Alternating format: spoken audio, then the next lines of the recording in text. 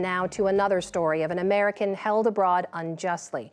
In an exclusive interview, I recently sat down with the family of an Afghan-American businessman who's been held for more than a year in the land of his birth. Mahmoud Habibi's family has decided to go public now in the hopes that the Taliban will release him.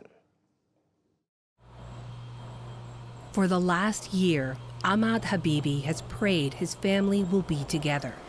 Many were able to leave Afghanistan over the last decade, but one is left behind, his brother Mahmoud. We are very close. Yes, he's younger than me, like 2 years, so we're like best friends. In August of 2022, Ahmad says his brother was taken by the Taliban in Kabul and has been held ever since. It's been a year that he has been detained, but we have no information about him. Mahmoud's wife, Zulhijja, made it to the U.S. with their daughter, Hurain. She's asked we don't show her face for cultural and security reasons. This is me. I was doing the surgery. A former doctor in Kabul, she's now studying to restart her career in America. I would love to work in the U.S. to help the people. But without her husband's income, is totally dependent on family. We have not heard a word from him or a word about him. I can't study because of the stress.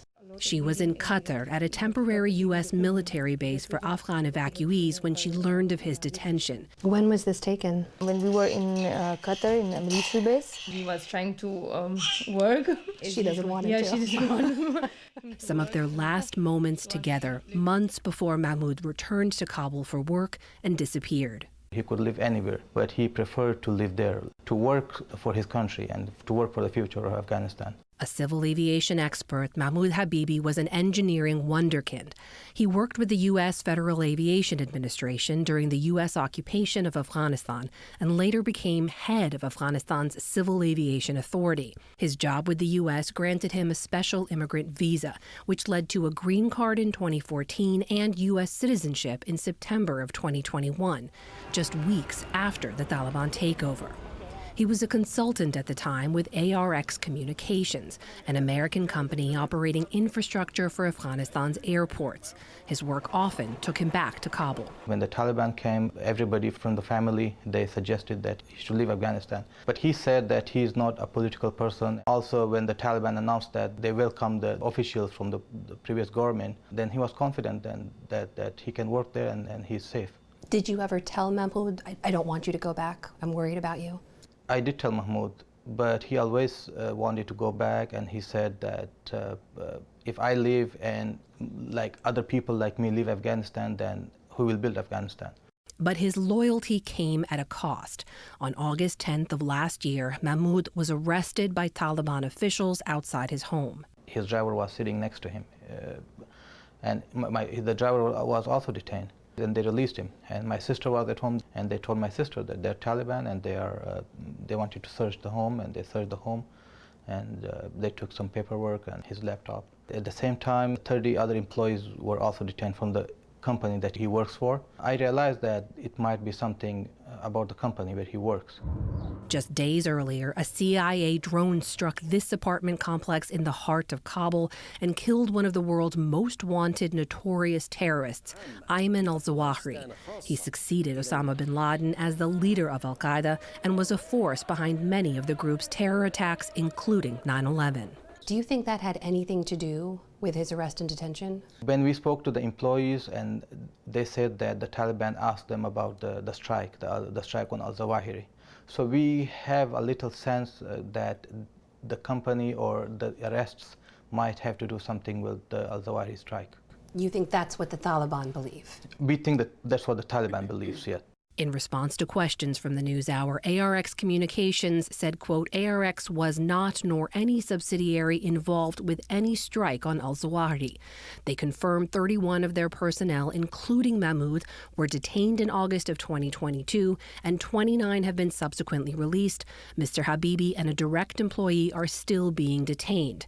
They add, we do not know why they are being held or by whom. A recent U.S. delegation led by U.S. Special Representative for Afghanistan Tom West met with Taliban leadership in Doha last month and, quote, pressed for the immediate and unconditional release of detained U.S. citizens. Mahmoud's family has met with senior U.S. officials, including Secretary of State Antony Blinken, Special Presidential Envoy for Hostage Affairs Roger Carstens, and National Security Advisor Jake Sullivan. U.S. officials tell the NewsHour they cannot comment directly on any details of the case. To date, the Taliban have not confirmed Mahmoud's detention.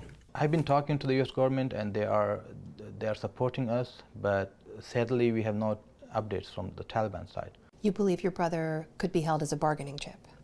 We think so, because if the Taliban, they are not acknowledging him so far, they might use him to bargain with the U.S. government. It's been a year now, and there's been no update, and there's no confirmation that anyone has him. I have to ask a difficult question, which is, how can you be sure that he is still alive? Well, I think he's alive because he was detained by a government, and he was innocent. But even if somebody is guilty, a government is a system. They have a court system. They want the world to recognize them as a legitimate government. So I'm sure that they will not do such thing. Their father, Ahmadullah, shared pictures of his son through the years. I asked him what he thinks about when he sees them.